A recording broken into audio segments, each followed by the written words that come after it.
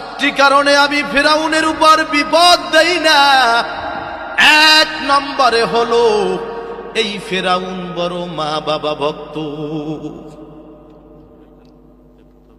ফিরাউন কি ছিল? মা বাবা ভক্ত ছিল। ভালো কাজ যদি দুনিয়াতে কেউ করে সে দুনিয়াতটা ফল পাবে। কথা বোঝেন? এই ফিরাউন ছিল বড় মা বাবা ভক্ত। প্রতি বেলায় যখন খাবারের মুহূর্ত হইত, নিজের জনম দুঃখী মাকে আগে খানা খাওয়াইতো, বাবাকে আগে খাওয়াইতো। মা বাবার খানা কমপ্লিট হইলে মা বাবা খুশি হইয়া হাত দুইখানা আসমানের দিকে তুলিয়া বলতো, ও মালিক, আমার সন্তান তোমার অবাধ্য জানি, কিন্তু আমি মাকে খেদমত করার খাতিরে আমি মায়ের চোখের সামনে ওরে বিপদ দিও না, প্রয়োজনে পরকালে দিও। এই জন্য আমি মায়ের চোখের পানির কারণে, বাবার চোখের পানির কারণে আমি ওরে দুনিয়াতে আপাতত বিপদ দিই না। তাইলে মা বাবার মূল্য আছে? মা বাবার দাম আছে? মা বাবা যদি বিধর্মীয় হয় তবুও তার খেদমত করতে হবে, তার অবাধ্য হওয়া যাবে। এ মুসা, এই হলো একটা গুণ। দ্বিতীয় নম্বর গুণ হলো এই ফিরাউন বড় দানশীল। যদি কেউ কিংকর্তব্য বিমূঢ় হয়ে ফিরাউনের কাছে আসে, 1000 টাকা চাইলে 5000 টাকা দিয়ে দেয়। as-sadaqatu taraddul bala as-sakiyu habibullah walau kana fasikan। কয় দানশীল আল্লাহর প্রিয় বন্ধু, যদিও বাহ্যিক দিক থেকে সে অপরাধীর ভিতরে থাকে, দান করলে আল্লাহ খুশি হয়। কি হয়? কই যখন একজন কন্যাদায়গ্রস্ত বাবা আসিয়া 2000 চায়, তাকে 10,000 দিয়া দেয়, সে 2 চোখের পানি ছাড়িয়া বলে, মালিক, জানি তোমার অবাধ্য, এই ফিরাউনকে তুমি আমাদের সম্মুখে বিপদ দিও না। অসহায় লোকের চোখের পানি আমি আল্লাহ ফালাইতে পারি না। ও মুসা, 3 নম্বর হলো এই ফিরাউন লোকটা খারাপ হতে পারে, কিন্তু তার স্ত্রী খারাপ না। তার স্ত্রী একজন আবেদা, সলেহা, তহেরা, মুমিনা। জোরে জোরে বলেন সুবহানাল্লাহ।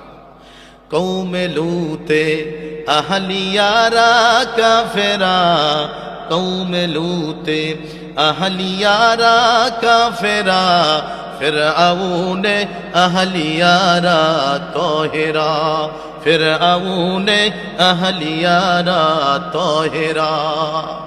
লূত নবী জমানার পয়গম্বর হলে কি কাজ হবে? আল্লাহ তাকে পরীক্ষা স্বরূপ তার ঘরে এমন একজন স্ত্রী দিয়েছে যেই স্ত্রীটা হলো কাফের। আর হযরত আসিয়া আলাইহিস সালাম আল্লাহর একজন সতী, সাধবী, আবেদা, সলেহা, তহেরা, মুমিনা হওয়া সত্ত্বেও আল্লাহ পরীক্ষা স্বরূপ একজন জালেম স্বামী, তার অত্যাচারী, একজন টেররিস্ট অত্যাচারী স্বামী তার কপালে মিলায় দিছে। কওমে লূতে আহলিয়ারা তহেরা, কওমে লূতে আহলিয়ারা কাফেরা, ফিরআউনে আহলিয়ারা তহেরা। কথা বোঝেন না?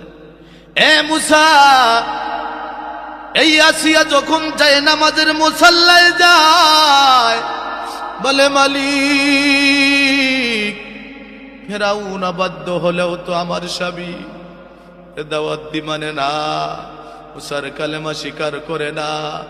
মালিক রে,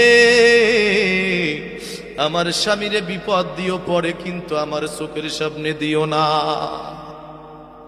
এ মুসা, আমার বিবি, আমার বান্দি বিধবা হবে, এই জন্য আমি আমার বান্দির চোখের পানির দিকে লক্ষ্য করে ফিরাউনকে বিপদ দেই না।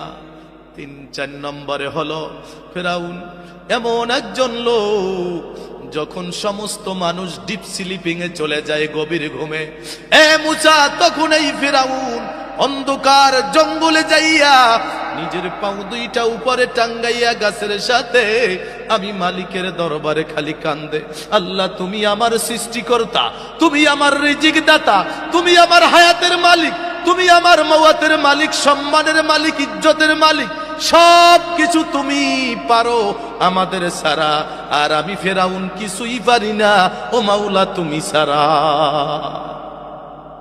এই বলিয়া খালি কান্দে।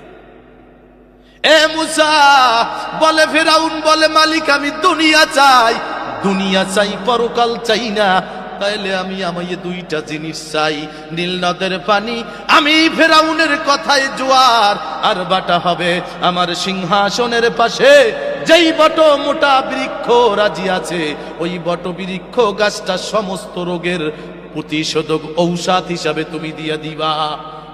নাহলে তো আমি মাতবাড়ি করতে পারবো না, আনা রব্বুকুমুল আলা বলতে পারবো না। আল্লাহ এই দুইটা মাতবাড়ি আমারে দা, আমি দুনিয়া চাই, আমি কি চাই? চাই চারটা কারণে আমি